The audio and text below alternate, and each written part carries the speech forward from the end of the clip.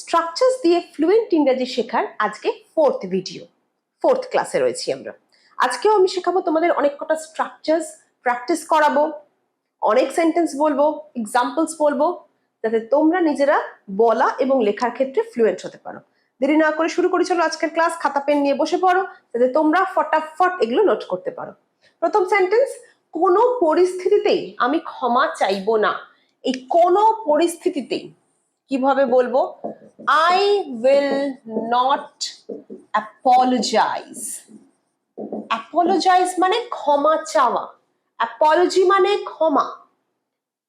লিখে নোট করো, অ্যাপোলজি মানে ক্ষমা, ক্ষমা চাওয়া, অ্যাপোলোজাইজ। ভার্ব করলাম, ক্ষমা চাওয়া। I will not apologize under any circumstances. Under any circumstances. Under any circumstances, কোনো পরিস্থিতিতে। I will not apologize under any circumstances. কোনো পরিস্থিতিতেই আমি তোমার সাথে কথা বলবো না। I will not talk to you under any circumstances. I will not talk to you under any circumstances. উপার্জন আর খরচের মধ্যে একটা ভারসাম্য থাকা উচিত। There should be a balance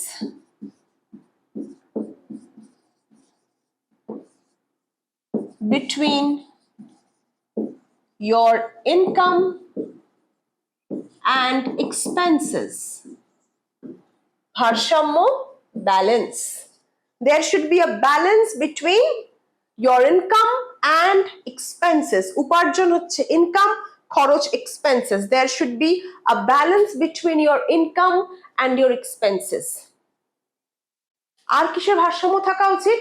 তোমার পেশাগত জীবন, ব্যক্তিগত জীবনের মধ্যে ভারসাম্য থাকা উচিত। There should be a balance between your professional life and personal life. তাই তো? আচ্ছা, কিছু মনে করবেন যদি আপনার পেনটা ধার নেই? Would you mind if I borrow your pen? Would you mind if I borrow your pen?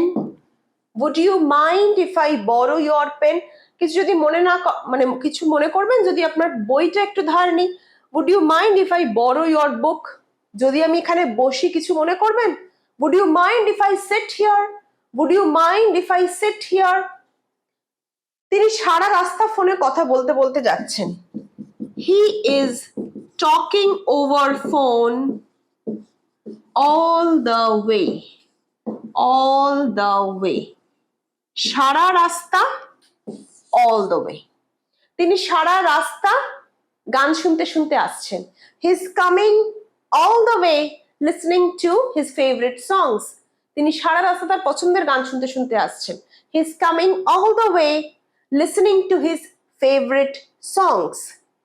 অবসর জীবনটা ভালোভাবে কাটাও। Make the most of your retired life.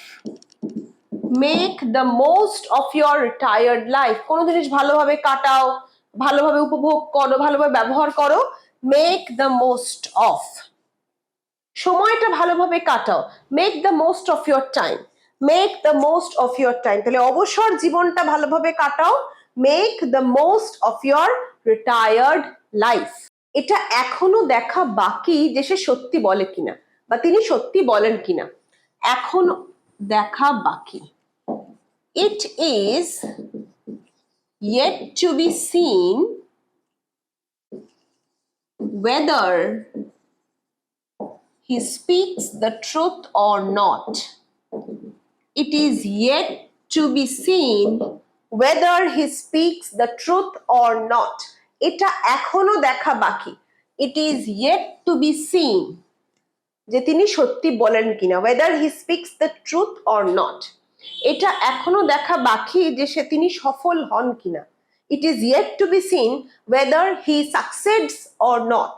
It is yet to be seen whether he succeeds or not. আপাতত মুখ বন্ধ রাখো। Keep your mouth shut for the time being.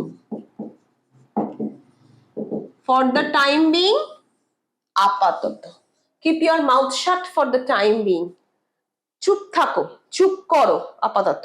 Keep quiet for the time being. Keep quiet for the time being. আপাতত একটু বিশ্রাম নাও। Rest for the time being.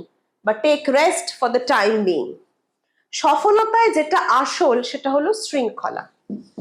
What matters most in success is discipline. What matters most in success is discipline. সফলতায় যেটা আসল সেটা হলো অনুশীলন। What matters most in success is practice. Okay? অন্যের জীবনে নাক গলানো বা মাথা ঘামানো বন্ধ করো। Stop interfering in others' lives. Stop interfering in others' lives. অন্যের জীবনে নাক গলানো বা মাথা ঘামানো বন্ধ করো। Stop interfering in others' lives. বাজে বকা বন্ধ করো। Stop talking nonsense. Stop talking nonsense. কিছু মনে না করলে আমার জন্য একটু অপেক্ষা করবেন? কিছু মনে না করলে আমার জন্য একটু অপেক্ষা করবেন? Would you mind waiting for me? Would you mind waiting for me a bit? A bit হচ্ছে একটু। কিছু মনে না করলে would you mind waiting for me a bit? কিছু মনে না করলে আমি এখানে বসতে পারি? Would you mind if I sit here? Would you কিছু মনে না করলে আপনার বইটা একটু শেয়ার করতে পারেন? Would you mind sharing your book with me? দেখছো আমরা একটা সেন্টেন্স কিন্তু প্রত্যেকটা জায়গায় লিখেছি, বাট বলছি অনেকগুলো। তোমরা নোট করেছো তো?